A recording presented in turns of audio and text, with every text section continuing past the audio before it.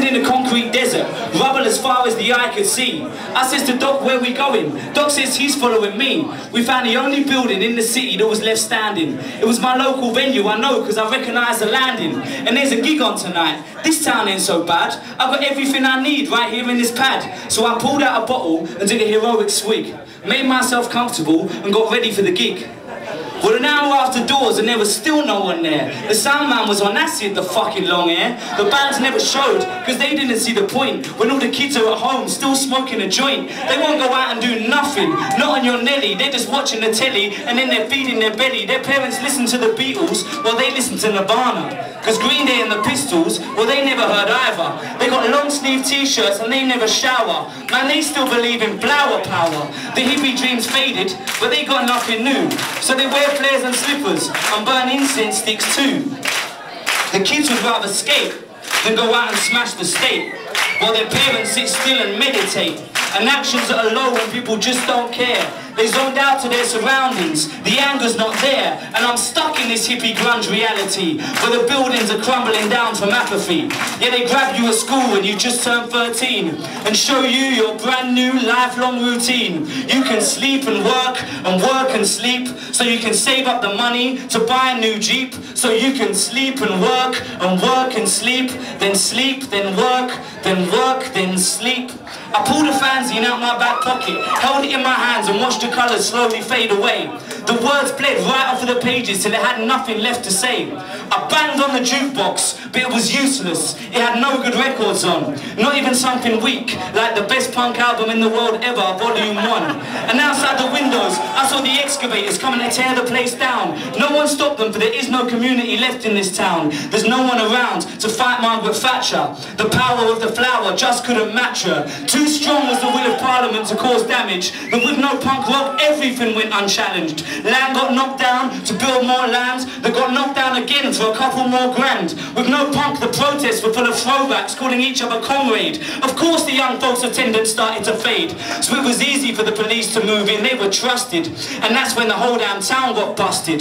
They moved CCTV cameras in everywhere, but the people were too apathetic to care. They made them carry ID cards to state where they're from, as if by being born they had done something wrong. They shipped all the poor folk to live out in the edges, so the rich folk could move in and peer over their hedges.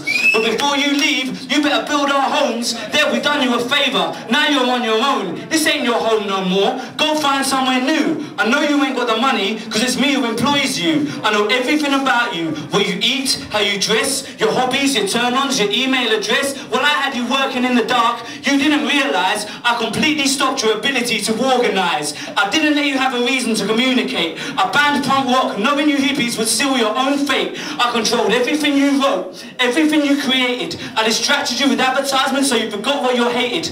I fed your dark side, kept you consuming and competing. And like a dog that doesn't know when to stop eating, you took it all. All along was it my intention. You could have beat me if punk rock was your invention. Instead the city will be sold to the highest bids. If only Sham 69 had ever united the kids. If only the Foreskins had told us ACAB. If only the Ramones had let us know we were a happy family. If only the Buzzcocks had shown us how to do it ourselves. If only Crass had shown us there are things more important than wealth.